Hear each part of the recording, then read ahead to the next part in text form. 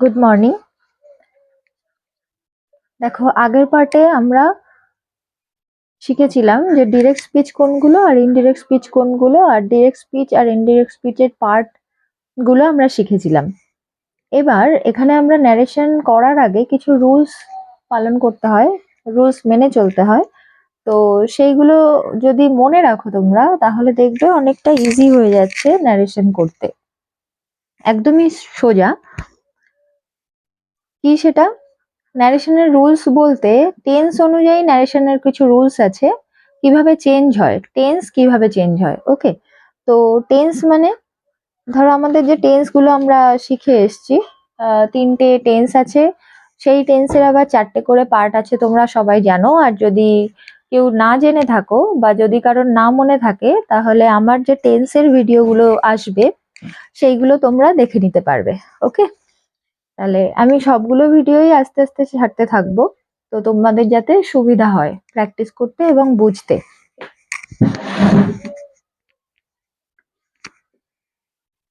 দেখো, ন্যারেশনের রুলস বলতে তাহলে আমি কি বলছিলাম, যে টেন্সের রুলস। তো টেন্স আমাদের প্রেজেন্ট টেন্সের কটা ভাগ আছে? প্রেজেন্ট টেন্সের চারটে ভাগ আছে, পাস্ট টেন্সের চারটে ভাগ আছে, আবার ফিউচার টেন্সেরও চারটে ভাগ আছে। একই রকম ভাবে যখন টেন্স হিসেবে যে রুলসটা, সেটা হচ্ছে যাদের কাছে নোটস আছে ন্যারেশনের, যারা আমার কাছে পড়ছো, তাদের কাছে ন্যারেশনের নোটস রয়েছে, সেই নোটসটা একটু ফলো করবে। এই ভিডিওটা যখন দেখবে পাশে নোটসটা রেখে নেবে, তাহলে সুবিধা হবে। সেই নোটসে সমস্ত ডিটেলসে দেওয়া রয়েছে, দেখবে। আর দেখো তাহলে প্রেজেন্ট টেন্স কিভাবে বদলাচ্ছে। Present indefinite, present indefinite past indefinite হচ্ছে। ঠিক আছে, আমি সবগুলো লিখছি না, মুখে বলে দিচ্ছি, সেটা একটুখানি শুনে বুঝে নেবে। আর যারা যদি মনে করো কেউ লিখবে, তাহলে লিখে নিতে পারো। তাহলে আমি এখানে শর্টে লিখলাম past indefinite. Present indefinite becomes past indefinite. Present continuous past continuous হয়।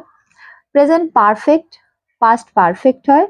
মানে প্রেজেন্টের যতগুলো আছে ততগুলোই পাস্টের সেই টেন্সে পরিণত হয়। যেমন প্রেজেন্ট ইনডেফিনাইট পাস্ট ইনডেফিনাইট আমি শর্টেই লিখে দিচ্ছি। প্রেজেন্ট কন্টিনিউয়াস পাস্ট কন্টিনিউয়াস হয়। প্রেজেন্ট পারফেক্ট পাস্ট পারফেক্ট হয়। এই পর্যন্ত গেল। Present perfect continuous past perfect continuous হয়। ওকে, এবার পাস্ট ইনডেফিনাইট। পাস্ট ইনডেফিনাইটটা পাস্ট পারফেক্ট হয়ে যায়। Past perfect. Past continuous past perfect continuous হয়। আর পাস্ট পারফেক্টটা পাস্ট পারফেক্ট থাকে। ঠিক আছে, তাহলে পাস্ট ইনডেফিনাইট পাস্ট পারফেক্ট হচ্ছে, past continuous past perfect continuous হচ্ছে, পাস্ট পারফেক্টটা পাস্ট পারফেক্ট হচ্ছে, পাস্ট পারফেক্টের কোনো চেঞ্জ হচ্ছে না।